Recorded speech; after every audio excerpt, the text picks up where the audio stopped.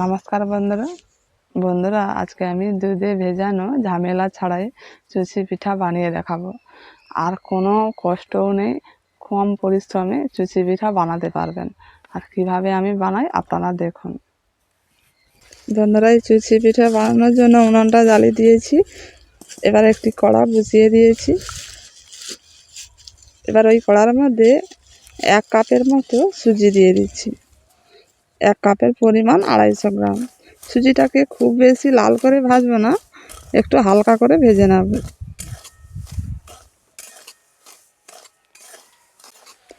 শুকনো কড়ায় কিছুক্ষণ নাড়াচাড়া করে একটু হালকাভাবে ভেজে নিয়েছি। এবার এর মধ্যে পরিমাণ মতো 1.5 কাপের মতো দুধ দিয়ে দিচ্ছি।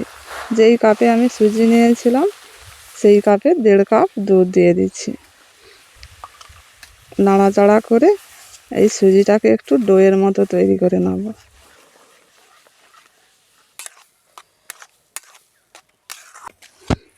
আর হালকা আছে এই ডোটাকে কিন্তু তৈরি করে নিতে হবে। এখন সুজিটা কিন্তু খুব সুন্দর সেদ্ধ হয়ে গেছে আর পুরো ডোয়ের মতো হয়ে গেছে। এবার নামিয়ে নিচ্ছি। এবার পাত্রের মধ্যে রেখে এখন সুজিটাকে একটু ঠান্ডা করে নেব।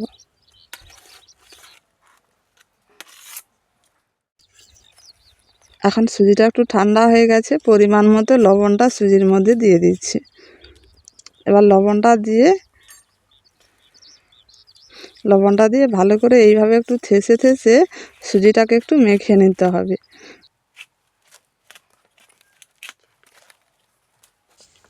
এইভাবে থেসে একটু ভালো করে মেখে নিচ্ছি, যাতে এই সুজির দানাটা একেবারে মিহি হয়ে যায়। এখন দেখুন খুব সুন্দরভাবে মিহি হয়ে গেছে, মাখাটা ঠিক আছে। এবার এর মধ্যে অল্প একটু সাদা তেল মাখিয়ে নিচ্ছি।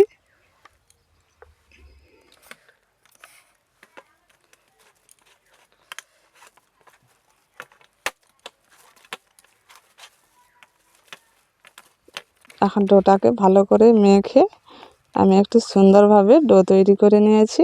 এবার আমি চুষি পিঠেগুলো তৈরি করে নেব। এবার ডো থেকে অল্প করে একটু কেটে নিয়েছি।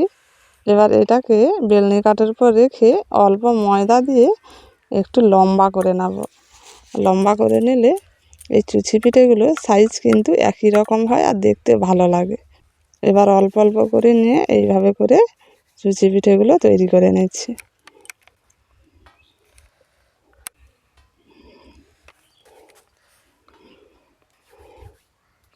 বেশি কিন্তু সময় লাগবে না, অল্প একটু কেটে নিয়ে একটু হাত দিয়ে ঘষে নিলেই সুন্দরভাবে দেখুন তৈরি হয়ে যাচ্ছে।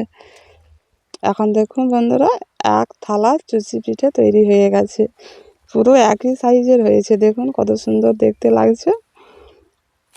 এবার আমি উনুনের উপর আবার একটা কড়া বসিয়ে দিয়েছি। ওই কড়ার মধ্যে আমি সাদা তেল দিয়ে দিচ্ছি। তেলটাকে কিন্তু খুব ভালো করে গরম করতে হবে। এবারে অল্প করে আমি এই ছান্তার মধ্যে চুষি পিঠেগুলো নিয়ে নিচ্ছি।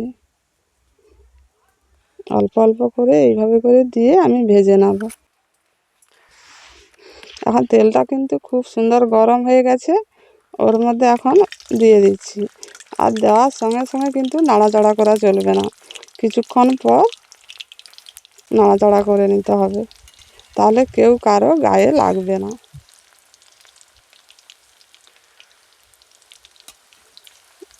হালকাভাবে এইভাবে করে একটু নাড়াচাড়া করতে হবে। দেখুন কত সুন্দর হয়ে গেছে, একদম গায়ে গায়ে একদম লাগেনি। খুব বেশি লাল করে ভাজার দরকার নেই, সামান্য একটু ভাজলেই ভাজা হয়ে যাবে। এখন এগুলো আমি ভালো করে একটু ভেজে নিয়েছি। রঙটা কিন্তু সাদাই আছে, বেশি পরিবর্তন হয়নি। এইভাবে করে ভেজে নিতে হবে। আবার ছান্তার মধ্যে অল্প করে দিয়ে একই রকমভাবে সব চুষি পিঠেগুলো ভেজে নেব।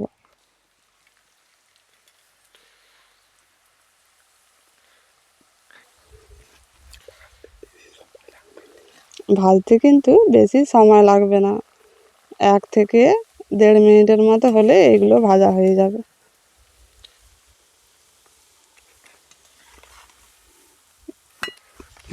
দেখুন একটুও কিন্তু লাল হয়নি, সাদাই আছে। এইভাবে করে ভেজে নিতে হবে।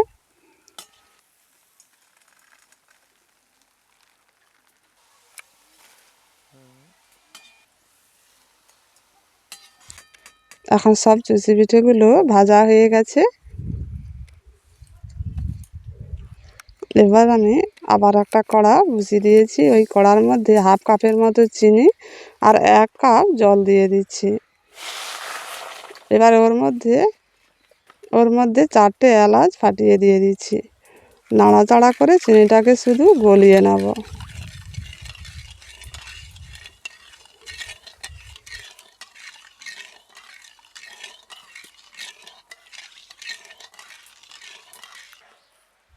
এখন চিনিটা পুরোপুরি গলে গেছে।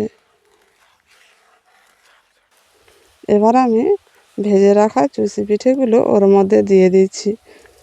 দিয়ে ওই চিনির রসের মধ্যে চুষি পিঠেগুলোকে ভালো করে ডুবিয়ে দিতে হবে,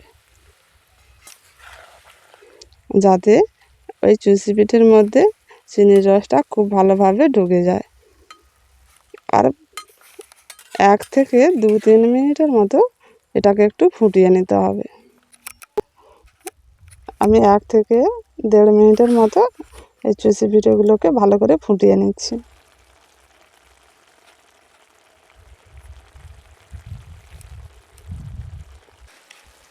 এখন 2 মিনিট হয়ে গেছে, চিনির শিরাটা কিন্তু একটু কমে গেছে। এবার নামিয়ে কিছুক্ষণ এটা ঠান্ডা করতে রেখে দিতে হবে, তাহলে পুরোপুরি চিনির শিরাটা ওই চুষি পিঠের মধ্যে ঢুকে যাবে। এখন আমি থালার মধ্যে নামিয়ে নিয়েছি। এখন কত সুন্দর হয়েছে দেখুন।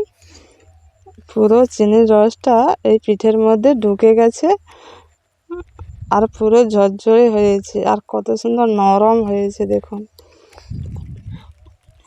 একেবারে তুলতুল করছে। খেতে কিন্তু ভীষণ ভালো লাগবে। এভাবে করে চুষি পিঠে বানিয়ে খেতে পারেন বন্ধুরা। এভাবে করে দুধ আর সুজি দিয়ে চুষি পিঠা বানিয়ে দেখবেন, খেতে কিন্তু ভীষণ ভালো লাগবে। আর অবশ্যই কিন্তু একবার বানাবেন, কেমন লেগেছে কমেন্ট করে জানাবেন।